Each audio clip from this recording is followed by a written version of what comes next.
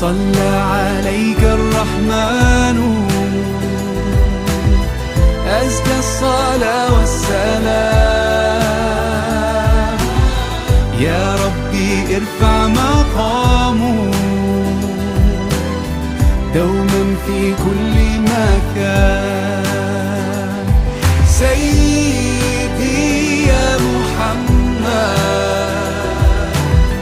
حبك روح الإيمان. يا ربي أرجو لقاؤه يوما في دار السلام. صلى عليك الرحمن